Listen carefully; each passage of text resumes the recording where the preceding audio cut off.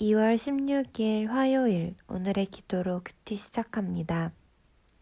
하나님, 권력의 유무에 의해 선과 악이 뒤바뀌기도 하는 혼돈의 시대를 살아가고 있습니다. 다시 오실 주님의 길을 준비하는 사명을 온전히 감당할 수 있는 믿음과 분별력을 주소서. 입술에 파수꾼을 세우셔서 복음의 진리를 온유하면서도 담대히 선포하게 하소서. 예수님의 이름으로 기도드립니다. 아멘. 불의한 세상에서 의를 선포하는 한 사람. 오늘의 찬송, 경배와 찬양, 나의 모습, 나의 소유. 찬양의 가사를 함께 읽습니다. 나의 모습, 나의 소유, 주님 앞에 모두 드립니다. 모든 아픔, 모든 기쁨, 내 모든 눈물 받아주소서.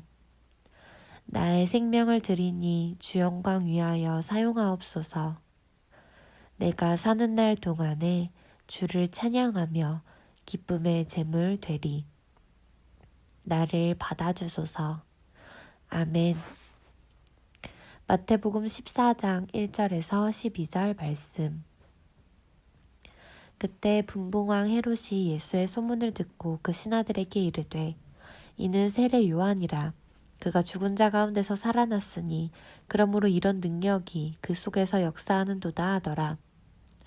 전에 헤롯이 그 동생 빌립의 아내 헤로디아의 일로 요한을 잡아 결박하여 옥에 가두었으니 이는 요한이 헤롯에게 말하되 당신이 그 여자를 차지한 것이 옳지 않다 하였음이라.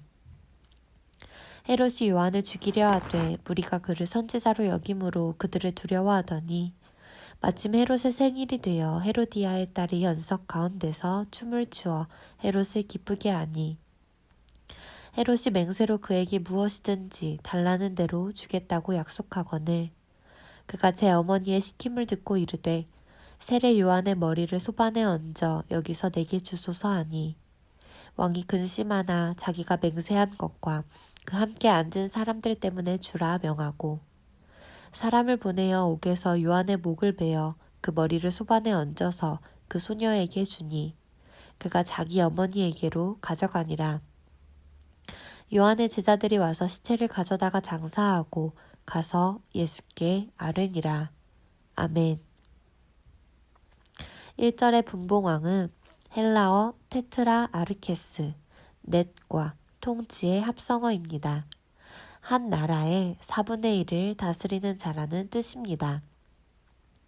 1절의 헤롯은 헤롯 대왕과 말다게 사이에서 태어난 헤롯 안디바, 헤롯의 안티파스를 말합니다.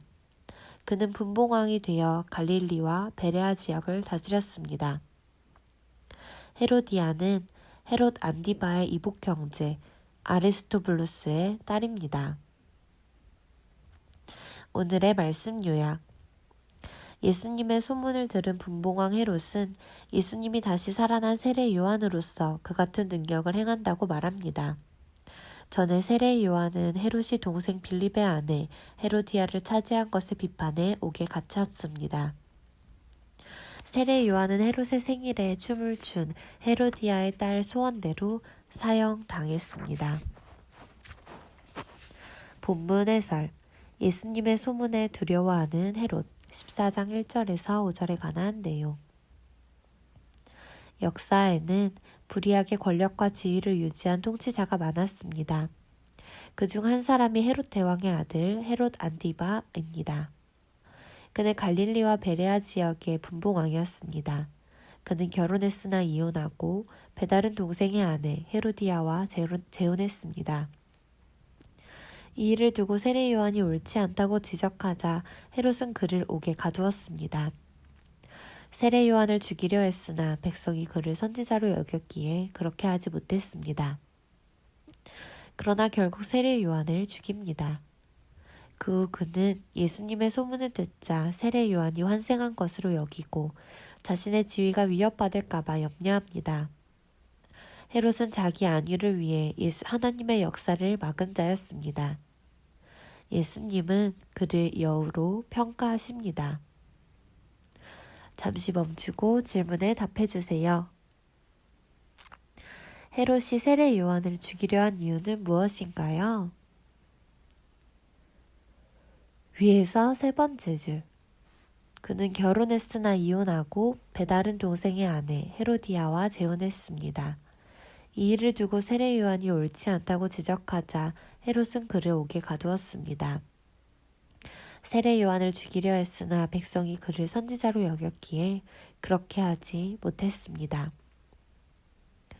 불의를 볼 때 하나님 나라 백성인 나는 어떻게 반응해야 할까요?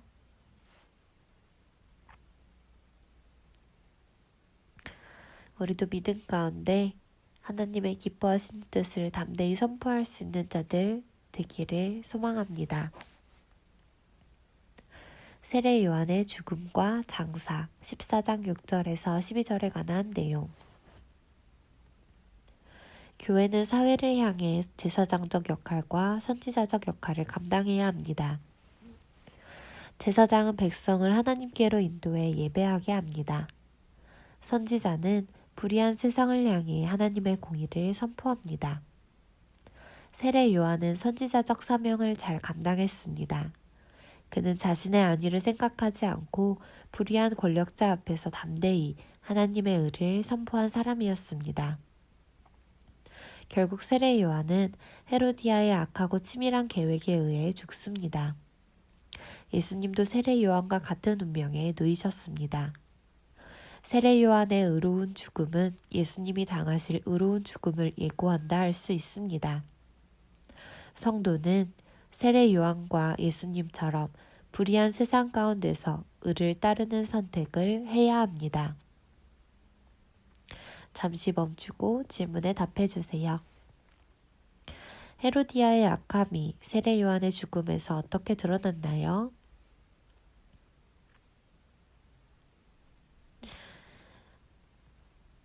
위에서 네 번째 줄. 세례 요한은 자신의 안위를 생각하지 않고 불의한 권력자 앞에서 담대히 하나님의 의를 선포한 사람이었습니다. 결국 세례 요한은 헤로디아의 악하고 치밀한 계획에 의해 죽습니다. 악한 일들로 고통받을 때도 나는 의를 따르는 선택을 할 수 있나요? 우리 삶을 돌아보며 이 질문에 답해 봅시다. 성도는 세례 요한과 예수님처럼 불의한 세상 가운데서 의를 따르는 선택을 해야 함을 기억합시다. 묵상 에세이 미혹되지 않게 주의하라.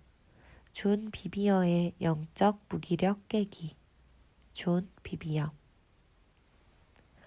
내가 고등학생 때 플립 윌슨이라는 유명한 코미디언이 있었다. 그의 유행어 중 하나는 악마가 이것을 하게 만들었다 였다. 그 말을 사람들이 많이 따라했지만 이는 전혀 틀린 말이다. 사탄은 신자가 뭔가를 하도록 만들 수 없다. 성경은 오직 각 사람이 시험을 받는 것은 자기 욕심에 끌려 미혹됨이니 라고 분명히 말한다. 여기서 키워드는 미혹됨이다. 사탄은 신자에게 미혹까지만 할 수 있다. 우리가 욕심내지 않는다면 미혹되지 않는다. 누군가 내게 코카인을 내민다면 나는 숨도 쉬지 않고 당장 치우세요 라고 말할 것이다. 나는 마약의 일말의 흥미도 없기 때문이다. 그러나 사탄은 부단히 당신의 삶을 연구하고 조사해 당신의 욕심이 있는 곳과 미혹되기 쉬운 곳을 공격한다. 욕심이 하나님 앞에서 다뤄지지 않으면 욕심이 우리를 그분에게서 멀어지게 한다. 심하면 하나님이 우리가 욕심대로 하게 놔두실 수도 있다. 하나님 뜻이 분명함에도 욕심을 고집하면 그로 인한 고난과 고통스러운 징계가 이어진다. 굳이 고생을 사서 할 필요는 없다. 하나님께 맡기면 하나님이 우리를 가장 좋은 길로 인도해 주신다. 대개 하나님은 우리가 원하는 것을 주시지만 언제나 의로운 방법으로 주신다. 그래서 오늘 우리의 길을 염려와 두려움, 체면이 아닌 그분께 맡기기로 결단해야 한다. 자신의 뜻이 아닌 그분의 뜻에 따라 이끌어 달라고 요청하라. 한 절 묵상, 마태복음 14장 1절에서 2절에 관한 묵상. 불의한 권력자들은 정의를 외치는 이들을 언제나 눈엣가시처럼 여깁니다. 자신들의 불의함이 드러나는 것이 못마땅하기 때문입니다. 세례 요한은 정의를 외치고 회개를 촉구하는 선지자였습니다. 분봉왕 헤롯은 예수님에게서 자신이 죽인 세례 요한의 향기를 맡습니다.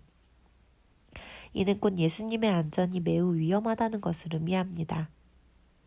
예수님이 오실 길을 예비한 세례 요한은 예수님이 당하실 고난과 죽음의 길도 예비한 선지자였습니다.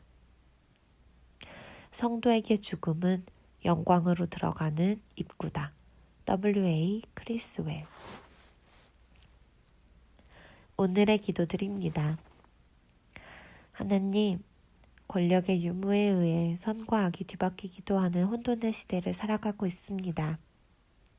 다시 오실 주님의 길을 준비하는 사명을 온전히 감당할 수 있는 믿음과 분별력을 주소서. 입술에 파수꾼을 세우셔서 복음의 진리를 온유하면서도 담대히 선포하게 하소서. 예수님의 이름으로 기도드립니다. 아멘.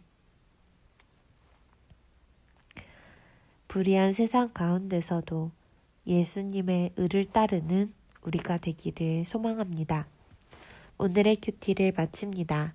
감사합니다.